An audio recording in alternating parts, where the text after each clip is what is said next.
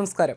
ബാർക്കോഴയിൽ ആരോപണം ഘടിപ്പിക്കാൻ പ്രതിപക്ഷം. ബാർക്കോഴ അന്വേഷിക്കുന്ന ക്രൈംബ്രാഞ്ച് സംഘം തിരുവഞ്ചൂർ രാധാകൃഷ്ണൻ MLAയുടെ മകൻ അർജുൻ രാധാകൃഷ്ണന്റെ മൊഴിയെടുത്തതിന് പിന്നിൽ രാഷ്ട്രീയ ഗൂഢാലോചനയുണ്ടെന്ന വാദം ശക്തമാണ്. ബാറുടമ അനിമോൻ ശബ്ദ സന്ദേശമിട്ട ഇടുക്കി ജില്ലയിലെ ബാറുടമകളുടെ വാട്സാപ്പ് ഗ്രൂപ്പിൽ അർജുൻ ഉണ്ടെന്ന നിഗമനത്തെ തുടർന്നായിരുന്നു മൊഴിയെടുക്കൽ. തൻ്റെ ഭാര്യാപിതാവ് ബാർ ഹോട്ടലിൻ്റെ MD ആയിരുന്നുവെന്നും അദ്ദേഹം ഉപയോഗിച്ചിരുന്ന ഫോൺ നമ്പർ ആകാം ഗ്രൂപ്പിൽ ഉണ്ടായിരുന്നതെന്നും അർജുൻ മൊഴി നൽകി. 2018 അദ്ദേഹം മരിച്ചു. താൻ ആ ഗ്രൂപ്പിൽ അംഗമല്ല. ഹോട്ടലിൻ്റെ കാര്യങ്ങളിൽ താൻ ഇടപെടാറില്ലെന്നും അർജുൻ മൊഴി നൽകി. ഇതിൽ ക്രൈംബ്രാഞ്ച് പ്രാഥമിക പരിശോധന നടത്തുകയാണ്. അതിനിടെ ഗ്രൂപ്പിലെ അംഗങ്ങൾക്കെതിരെയാണ് ഇപ്പോൾ അന്വേഷണം എന്ന വാദവും ശക്തമാണ്. ഓഡിയോ ചോർച്ച കണ്ടെത്താനാണ് ശ്രമമെന്നും ആരോപണമുണ്ട്. ഇതിനിടെ ബാർക്കോഴ ആരോപണത്തിലേക്ക് തൻ്റെ മകൻ അർജുൻ്റെ പേര് വലിച്ചിഴച്ചതിന് പിന്നിൽ CPM സംസ്ഥാന കമ്മിറ്റി അംഗമാണെന്ന് തിരുവഞ്ചൂർ രാധാകൃഷ്ണൻ MLAയും ആരോപിച്ചു. ബാറുടമ അനിമോൻ്റെ ബന്ധുവാണ് ഈ സംസ്ഥാന കമ്മിറ്റി അംഗം.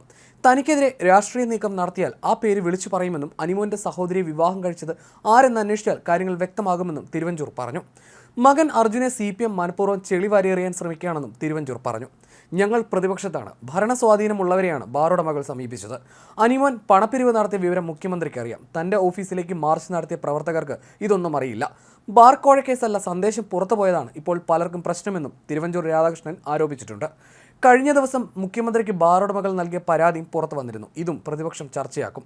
ബാർക്കോഴ ഓഡിയോയിലെ ന്യായമെല്ലാം തെറ്റെന്ന സൂചനകൾ ആ പരാതിയിലുണ്ട്. അതിനിടെ അന്വേഷണ സംഘത്തിൻ്റെ ചോദ്യങ്ങൾക്കെല്ലാം വ്യക്തമായി മറുപടി നൽകിയതായി അർജുൻ മാധ്യമങ്ങളോട് പറഞ്ഞു. ബാറുടമകളുടെ വാട്സപ്പ് ഗ്രൂപ്പിൽ താനില്ലെന്നും തൻ്റെ ഭാര്യാപിതാവിന് ബാറുണ്ടെന്നും അർജുൻ മൊഴി നൽകി.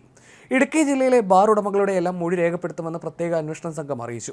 ഇടുക്കിയിലെത്തി മൊഴിയെടുക്കണോ അതോ ഓരോരുത്തരെയായി തിരുവനന്തപുരത്തേക്ക് വിളിച്ചു വരുത്തി മൊഴിയെടുക്കണോ എന്നതിൽ തീരുമാനമായിട്ടില്ല. ഇത്തരം നീക്കങ്ങളിൽ ബാറുടമകളും അതൃപ്തിയിലാണ്. എക്സൈസ് മന്ത്രി MB രാജേഷിന്റെ ഓഫീസ് നൽകിയ പരാതിയുടെ അടിസ്ഥാനത്തിൽ വാട്സപ്പ് ഗ്രൂപ്പിൽ നിന്ന് ശബ്ദ സന്ദേശം എങ്ങനെ പുറത്തുപോയി എന്നതിനെക്കുറിച്ചാണ് ക്രൈംബ്രാഞ്ച് അന്വേഷിക്കുന്നത്.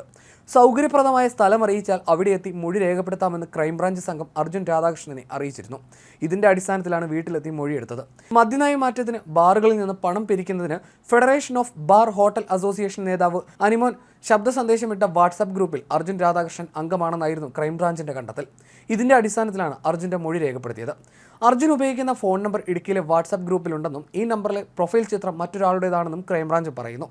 അതിനിടെ ബാർക്കോഴയിൽ സർക്കാരിനെ വെട്ടിലാക്കുന്നതായിരുന്നു കഴിഞ്ഞ ദിവസം പുറത്തു വന്ന പുതിയ തെളിവ്. ഭരണ നേതൃത്വത്തിൻ്റെ പേര് പറഞ്ഞ് ബാറുടമകളിൽ നിന്ന് അവരുടെ സംഘടന നടത്തിയ പിരിവിനെക്കുറിച്ച് മുഖ്യമന്ത്രിക്കും സർക്കാരിനും നേരത്തെ അറിയാമായിരുന്നു എന്ന് വ്യക്തമാക്കുന്ന പരാതിയായിരുന്നു നേരത്തെ പുറത്തു വന്നത്. ഇതോടെ മദ്യനയത്തിൽ ഇടപെടലിന് പണപ്പിരിവ് നടത്തിയെന്ന വാദത്തിനും ശക്തി കൂടുകയാണ്. നിയമസഭ ചേരുമ്പോഴാണ് തെളിവ് പുറത്തു വരുന്നത് എന്നതായിരുന്നു നിർണായകം.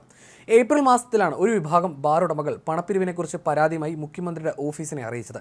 ഈ പരാതിയുടെ പകർപ്പായിരുന്നു പുറത്തു വന്നത്. എക്സൈസ് വിജിലൻസിന് പരാതി കൈമാറിയ മുഖ്യമന്ത്രിയുടെ ഓഫീസ് പിന്നീടൊന്നും ഈ വിഷയത്തിൽ ചെയ്തില്ല. അതേസമയം മുഖ്യമന്ത്രിയുടെ ഓഫീസ് പരാതി കൈമാറിയെങ്കിലും എക്സൈസ് വിജിലൻസ് അന്വേഷണം ഇനിയും പൂർത്തിയായിട്ടില്ല. അന്വേഷണം തുടങ്ങിയത് ശബ്ദരേഖ പുറത്തു വന്ന ശേഷം മാത്രമാണ്.